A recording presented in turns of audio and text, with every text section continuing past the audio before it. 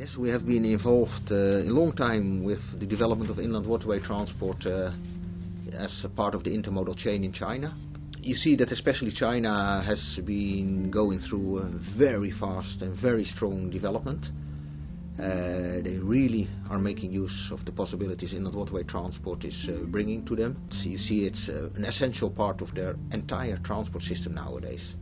And it also has helped the port of Shanghai, if you look at the Yangtze River, to develop rapidly. And we have been assisting there, working together with them as well. But also in other countries there are lots of opportunities, Bangladesh, Vietnam. There's a lot to gain.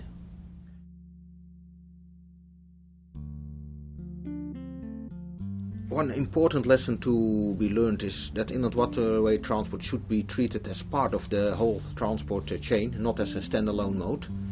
Another important lesson is that the awareness of inland waterway transport is way too low, both with shippers and with political people.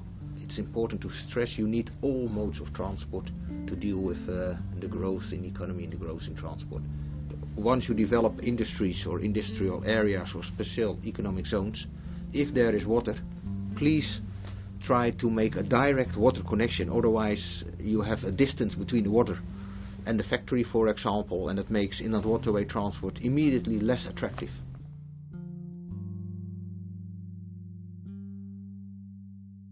Yeah, very often what you see is that the navigability of the waterway system is a problem. Dredging is needed. Sometimes the water is flowing too fast. You can see in China they've solved that by building dams, huge dams. At the same time, it turned out that the most famous dam, the Three Gorges Dam, it was designed to be able to meet the expected demand till the year 2030, and it's now 2013 and already it's at its maximum capacity, and that is a problem for inland waterway transport.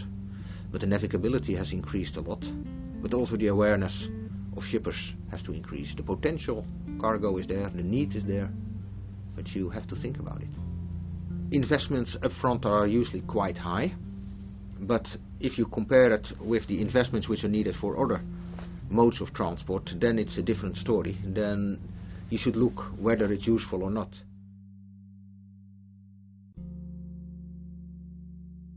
Well, what you see is now in China and in Europe it's already quite mature, and in some of the other countries it's more in the starting up phase. In China and in Europe it's seen as one of the three modes.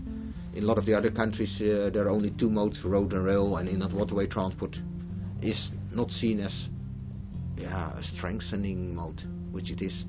The seaports which have an inland waterway connection can use that very strongly to develop the hinterland much faster and much cheaper. Shanghai has done that, Rotterdam has done that, so no reason why other ports could not do it.